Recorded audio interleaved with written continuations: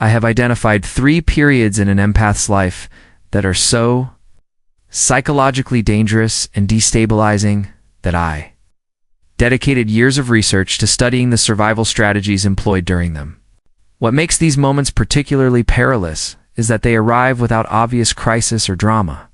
They appear quietly, almost invisibly, masked as ordinary relationship dynamics, routine emotional exchanges, or everyday interactions. Yet these 3 moments have the power to shatter your sense of self, weaken your psychological boundaries, and trap you in patterns of self-abandonment that may persist for decades. I call them critical thresholds of psychic dissolution. Without a precise survival protocol, empathic individuals risk either losing themselves entirely or being forced to shut down their empathy completely just to survive. Today, we will identify these 3 dangerous moments, understand why they are so threatening, and most importantly, learn the exact survival strategies I developed to navigate them without losing oneself. I, Carl Jung, discovered something most psychologists of my era overlooked. Certain personality structures face unique existential threats that are unrelated to conventional mental illness. Born in 1875 in Switzerland, I initially worked with Sigmund Freud, but eventually branched out to develop my own innovative approach to the human psyche. My studies on psychological types, the collective unconscious, the process of individuation, established a completely new framework for understanding human consciousness. But it was my clinical work with feeling types and introverted intuitives that led me to uncover these 3 deadly moments. In my seminal work, Psychological Types, Itenjo by Arshii, and later in Development of Personality, 1934, I documented case after case of highly empathic individuals who encountered critical breaking points in their psychological development. These were not individuals with diagnosable disorders. Rather, they were highly functional, deeply compassionate people who had reached what I termed thresholds of unbearable knowing. In my experience at the Berg Hersley Psychiatric Hospital, and later in my private practice, I noticed a distinct pattern. Empathic individuals would arrive at specific points in their lives, often unable to fully articulate what was wrong, yet acutely aware that something fundamental had shifted. They described feeling hollow, disconnected from themselves, or trapped in a psychological quicksand where every effort to help themselves seemed to make matters worse. Through decades of careful observation and therapeutic work, I identified 3 recurring critical moments in the lives of these individuals, which I called moments of psychic emergency. I concluded that how a person navigated these moments often determined whether they achieved what I termed individuation or remained stuck in unconscious identification with others. Before examining these 3 moments, it is essential to clarify what I mean by empathy, as it differs from the term's casual use today. I described certain individuals as having what I called psychic permeability, people with unusually thin boundaries between their own unconscious and that of others. They could perceive things hidden from most sense emotional undercurrents in a room, detect deception not through logic but through a visceral awareness, and absorb the psychological states of those around them, almost like psychic sponges. I did not romanticize this ability. I viewed it as a profound vulnerability, a form of psychological exposure that demanded sophisticated defensive strategies just to maintain mental stability. 1. Recognition of non-reciprocity. First critical moment I identified is what I called the recognition of non-reciprocity. This occurs when you finally realize that the empathy you naturally extend to others is not being returned, not necessarily because others are malicious, but because they lack the same capacity or willingness to give as you do. It is important to define this moment precisely. It is not merely noticing that someone is less empathic than you, which is common. Rather, this is the sudden, often devastating realization that you have been operating under a false assumption about how relationships function. You may have unconsciously believed that by explaining yourself, caring deeply, or offering understanding, others would naturally reciprocate, and this belief shatters in that moment. In this pivotal and unsettling moment, you come to a stark realization. What you believe to be true about your relationship simply isn't. It never will be. Everything you built your relational life upon is fundamentally flawed. I explored this moment extensively in my work with patients in Modern Man in Search of a Soul. I recount a patient who experienced what she described as a revelation that dismantled her entire relational world. She had invested years in a close friendship, offering unwavering emotional support, attentive listening, and profound understanding. One day, during a genuine personal crisis, she reached out to this friend, expecting the same care and attention she had always given. Instead, she received a superficial response, a visible discomfort with her vulnerability, and a swift change of topic. What made this moment so devastating wasn't just the friend's reaction, but what it revealed about the relationship itself. This had always been the pattern. She was the giver and her friend the taker. Yet so absorbed in giving, she had never paused to recognize the absence of reciprocity. This moment is so powerful because it forces a confrontation with a frightening truth. You may be alone in ways you never imagined, not physically, but psychologically. You may be surrounded by relationships, yet in that instant, you perceive many for what they truly are: one-sided performances. You assume the role of listener, supporter, and emotional container, while others simply occupy the role of receiver. Once this awareness emerges, it cannot be ignored. I call this the removal of projections. You have been projecting your own capacity for deep empathy onto others, assuming they experience relationships as you do. When those projections are stripped away, the underlying reality can be profoundly disheartening. What makes this realization not just painful but potentially dangerous are the conclusions one might draw from it. In my observations, many empathic individuals confronted with this truth tend to gravitate toward one of two extremes. Some people respond by blaming themselves, thinking they are unworthy of reciprocal care, while others grow bitter and cynical, believing that genuine empathy simply doesn't exist. Both reactions, I argued, are forms of what I termed psychic inflation, followed by deflation. You oscillate between thinking you can generate reciprocity through sheer empathic effort and believing it is entirely absent. Neither perspective is accurate, and both can trap you in harmful patterns. My strategy for surviving this first critical moment is what I called conscious discrimination. In psychological types, I emphasize that an individuated person must learn to distinguish between those capable of reciprocal relationships and those who are not. This is not a matter of judgment, but of discernment. It involves recognizing the varying levels of empathic capacity in different people and adjusting your emotional investment accordingly. I often use the metaphor of a gardener. You do not plant orchids in desert soil. The soil is not bad, it's simply unsuitable for orchids. Likewise, some individuals cannot engage in reciprocal, empathic exchange, not because they are flawed, but because they have not developed that ability. Survival requires you to stop attempting to cultivate orchids in the desert and instead seek environments where reciprocity is possible. Here's a practical example.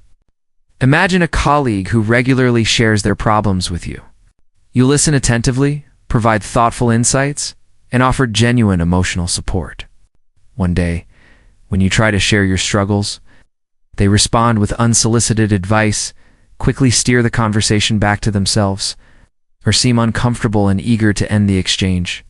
In the past, you might have tried harder, explained more carefully, or questioned what you did wrong. The survival protocol, however, calls for a different approach.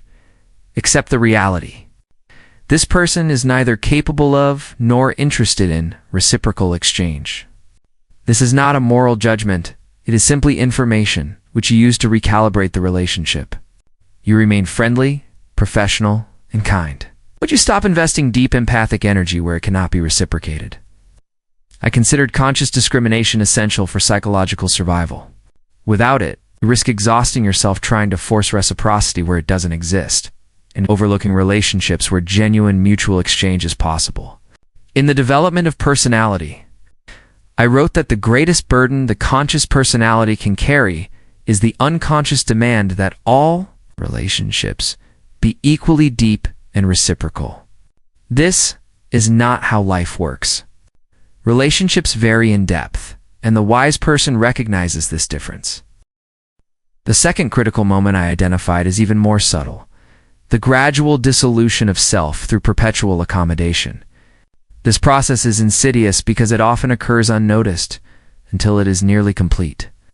I referred to it as the dissolution of self through continuous accommodation. This is the moment you recognize that you've been shifting your behavior for so long, adjusting to everyone else's needs and expectations, that you no longer know who you truly are, your preferences, your needs, and your genuine reactions have been buried under layers of habitual accommodation.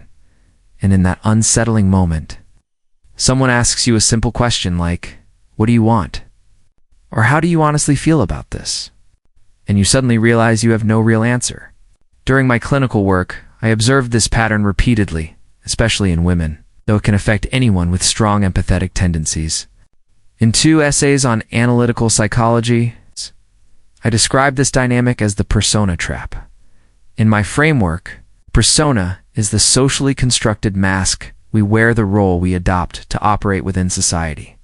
It is healthy and necessary when balanced. However, I found that highly empathetic individuals often develop what I called multiple adaptive personas. They become so adept at understanding what each situation requires and responding accordingly that they create different versions of themselves for different people and environments. A colleague sees one version, family sees another. Friends encounter yet another, and none of these versions represent the full, authentic self.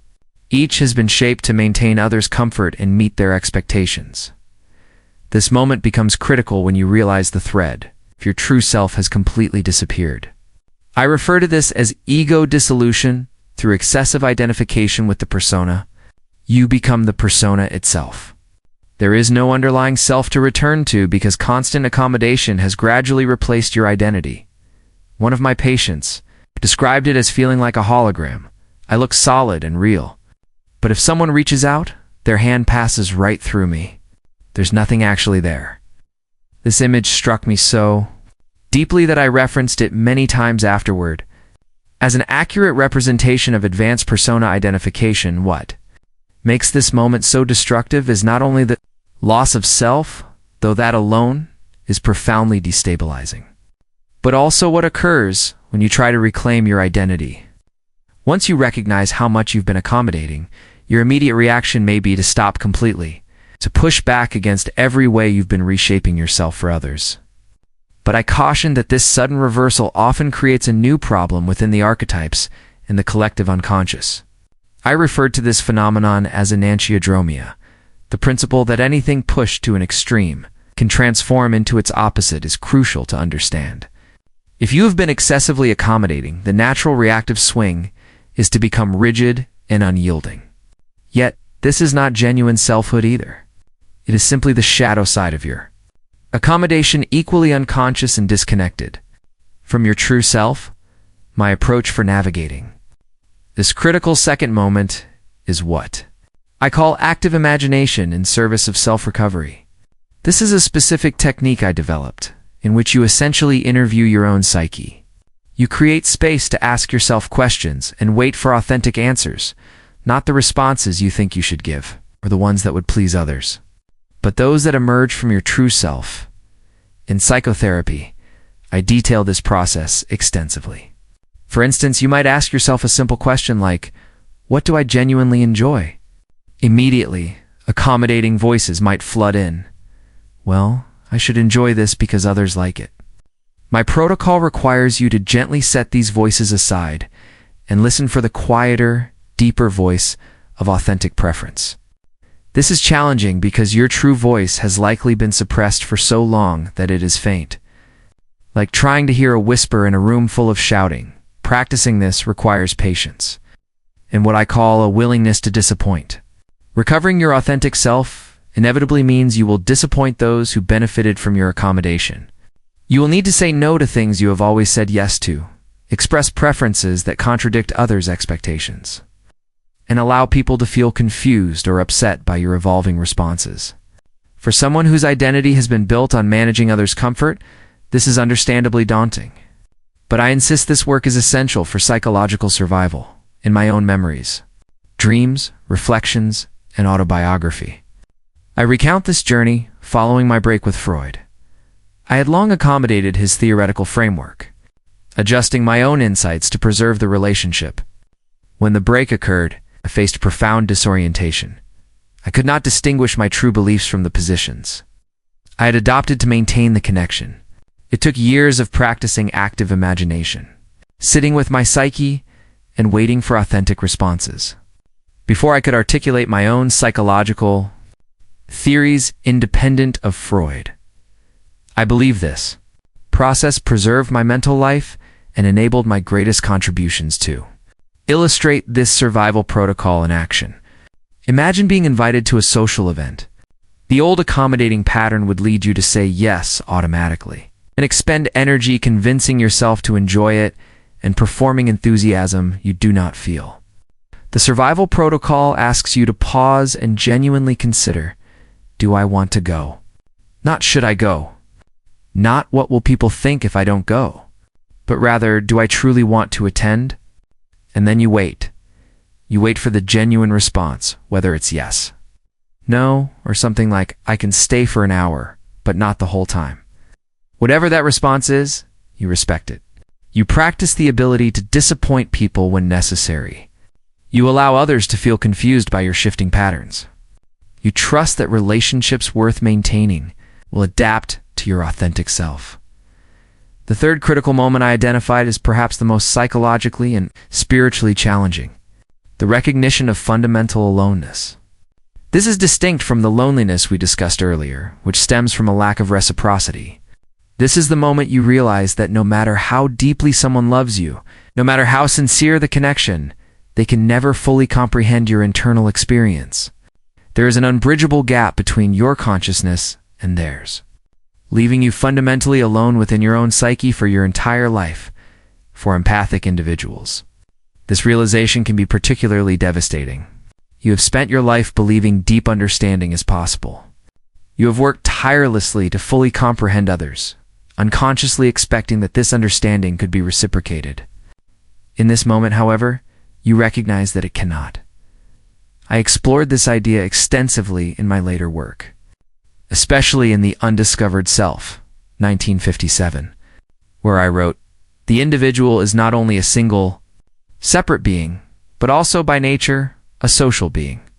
As a separate being, he is absolutely alone, and the more conscious he becomes of his own nature, the more this aloneness reveals itself."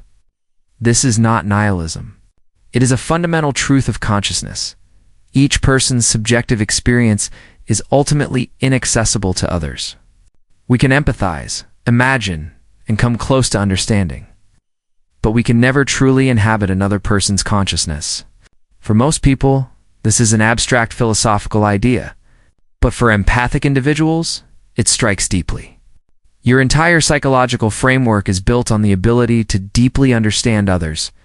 You feel their emotions, sense unspoken thoughts, and intuit their needs and motivations.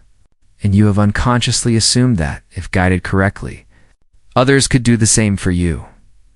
The third critical moment occurs when you realize that others cannot fully understand you, not because they lack care or effort, but because the subjective nature of consciousness makes complete understanding inherently impossible. I observed patients reaching this point often slipping into what I termed existential despair. If total understanding is unattainable, what meaning does connection hold?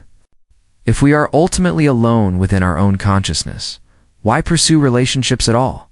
Some patients describe this sensation as being trapped inside a glass box, able to see others, but never truly touch them or be touched. Others likened it to speaking a language no one could entirely grasp, no matter how hard they tried to translate. I took these accounts seriously because I had encountered similar realizations in my own memories, dreams, and reflections. I documented periods of deep isolation, where the unbridgeable gap between my inner experience and others' comprehension became unmistakably clear. What makes this third moment so perilous is its potential to trigger what I called psychic withdrawal. If complete understanding is impossible, why make the effort to connect? Why remain open and vulnerable? The natural temptation is to close off, retreating into the only consciousness you can truly know, your own. I viewed this as a form of psychological death, which I referred to as premature individuation. True individuation, in my perspective, requires both recognizing fundamental aloneness and choosing to engage with others regardless. Achieving this both-and position means navigating the deadly moment when your inherent solitude first becomes apparent. My recommended survival approach for this stage is what I called the acceptance of paradox. In Mysterium Conjunction, one of my later and most intricate works, I argue that psychological maturity depends on holding paradoxes without the need to resolve them. The paradox here is this: you are inherently alone in your consciousness, yet genuine connection remains possible and meaningful. Both truths coexist simultaneously. Surviving this moment requires moving away from the urge to resolve the paradox and instead learning to live within it. This involves shifting from seeking complete understanding to appreciating partial understanding. Rather than feeling devastated that someone cannot fully grasp you, you value the understanding they can offer. Instead of abandoning connection due to the impossibility of perfect communion, you embrace the imperfect communion that is achievable. I often liken this to two people standing on opposite sides of a river. They can never fully occupy the same space, yet they can wave to each other, call across the water, or find ways to exchange messages.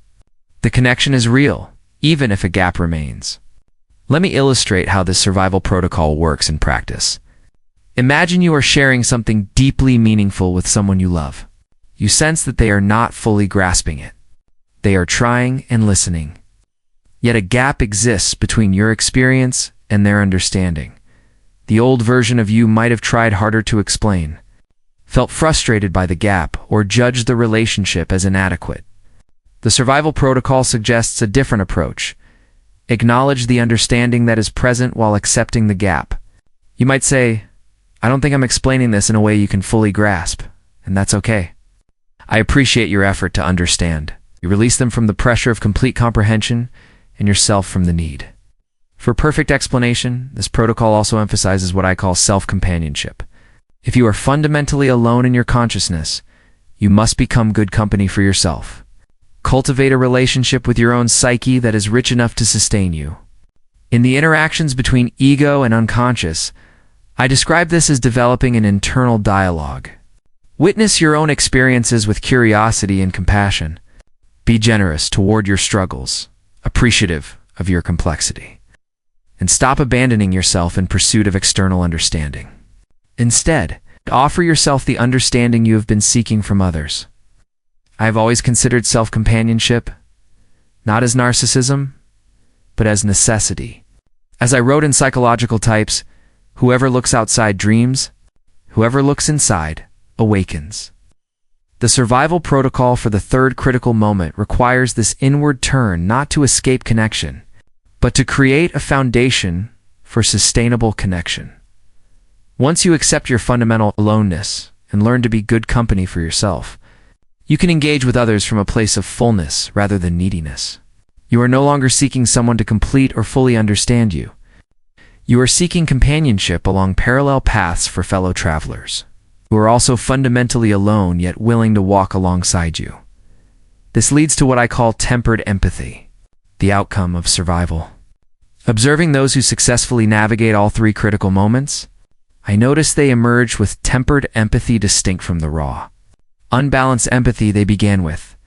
Tempered empathy is a form of empathy honed through the trials of life's most challenging moments. It integrates self-protection, discernment, and realistic expectations. In my work on personality development, I noted that tempered empathy is often more valuable than naive empathy because it is sustainable. It prevents burnout and bitterness. It's allowing one to remain open and caring while preserving psychological integrity. Tempered empathy has several defining qualities. First, it is selective. Do not invest deep empathic energy in everyone indiscriminately. This reflects the conscious application of the first survival protocol. Second, it is boundaried. You maintain connection with your authentic self, even while understanding others. Practicing the self-recovery described in the second survival protocol. Third, it is realistic. You accept partial understanding, imperfect connections, and fundamental aloneness, embodying the paradox acceptance. Of the third survival protocol, those who cultivate tempered empathy often become what I call wounded healers in archetype I explored extensively in the psychology of transference. A wounded healer has experienced genuine psychological pain but has transformed that experience into wisdom. They assist others not from naive optimism, but from hard-earned understanding, having survived life's most dangerous moments. They can guide others with a map born of experience to bring this together. I wrote late in life in a letter published in C.G. Jung Letters. Addressing a patient struggling with empathic overwhelm, you cannot save anyone. You can only illuminate the path through your own example. And to illuminate the path, you must first survive the darkness yourself. These moments, as difficult as they are initiations. They initiate you into authentic selfhood, realistic relationships, and the profound paradoxes of human existence. Do not try to bypass them or numb yourself. Move through them with as much awareness as you can sustain. On the other side, you will find yourself genuinely transformed. This is my final message about these three profound psychological moments. They are not mistakes to avoid or conditions to repair. Instead, they function as initiations into emotional and psychological maturity. Recognizing non-reciprocity guides you toward discernment. Loss of self through over-accommodation pushes you toward genuine selfhood, and acknowledging fundamental aloneness leads you into realistic connection and healthy self-companionship. Each of these difficult moments, when approached with awareness and the right survival framework, becomes a gateway into a more integrated and individuated version of yourself. However, I also caution that these experiences can become dangerous if they are handled unconsciously, especially within the influence of archetypes and the collective unconscious. I describe this threat as psychic death, distinct from physical death but equally destructive. Psychic death occurs when a person is alive physically but disconnected psychologically. They continue to function outwardly, but have lost access to their authentic identity, their ability to build real relationships, and their sense of meaning or direction. I argue that highly empathic individuals who face these three moments without a survival strategy often end up in this state. They may shut down their empathy completely, becoming rigid and defensive, or they may remain in cycles of self-abandonment that gradually dissolve their inner self, till nothing of substance remains. This is why I stress the need for consciousness during these experiences. You must understand what is happening as it unfolds. You need to recognize, I am in the first deadly moment, or this is the loss of self I warned about, or this is the encounter with fundamental aloneness. Being able to name the moment gives you influence over it. It enables you to apply the survival protocol deliberately instead of reacting unconsciously from fear or emotional pain. I also highlighted the value of being witness during these periods. In my work on the unconscious, I explained how essential it is to have someone who can hold space for your internal process without trying to fix it or dismiss it. This witness may be a therapist, a dependable friend, or even a connection with your higher self through practices such as journaling or meditation. A witness cannot resolve the moment for you, but they stabilize you as you move through it. They remind you that the experience is real, understandable, and survivable. I want to conclude with a story I shared in Memories. Dreams, reflections about my own encounter with what I now call a deadly moment. After my split with Freud, I entered what I described as my confrontation with the unconscious, a period of intense psychological upheaval that continued for years. I experienced visions, heard inner voices, and questioned my own sanity. During this time, I faced all three deadly moments at once. The realization that my relationship with Freud had never been reciprocal. The recognition that I had been shaping myself around his theories instead of trusting my own insights. And the deep isolation that came with developing ideas no one around me could understand. I later described this as the most dangerous period of my life, not because of outward threats, but because of the internal fragmentation I was enduring. What ultimately helped me, I wrote, was my choice to consciously participate in the process instead of avoiding it. This led me to develop active imagination, a method created specifically to navigate this extreme psychological terrain. I created the Red Book to record my visions and dialogues with my unconscious mind. Even while undergoing profound inner transformation, I maintained my daily routines and professional responsibilities. Crucially, I trusted that there was meaning in the chaos, that I was being initiated into something greater rather than simply falling apart. Looking back years later, I could see that this intense period had been essential for the development of my most significant ideas. The survival strategies I crafted for myself eventually became the ones I shared with my patients. So, if you're experiencing one of these three critical moments, recognizing non-reciprocity, feeling the dissolution of self, or confronting profound aloneness, know that you are not losing your mind. You are not broken or damaged. You are being initiated. You are standing at a threshold that demands the cultivation of new psychological capacities: discernment, authentic selfhood, realistic connection, and self-mastery. These are not easy to develop. The process will be uncomfortable and, at times, even excruciating. Yet I believed it was entirely possible to survive these experiences and emerge more whole, more individuated, and more genuinely yourself than before. The survival protocols I developed are not quick fixes or simple techniques. They are structured frameworks for consciously navigating genuinely challenging psychological terrain. They require courage, patience, and a willingness to remain present with discomfort. But they are effective. My decades of clinical experience confirm this, as do the transformed lives of those who have consciously navigated these critical moments. You can survive this. You can move through these initiations and emerge with tempered empathy, authentic selfhood, and the capacity for genuine connection, bouldering both your gift of empathy and your need for psychological integrity. Remember, you are not dying. You are being initiated.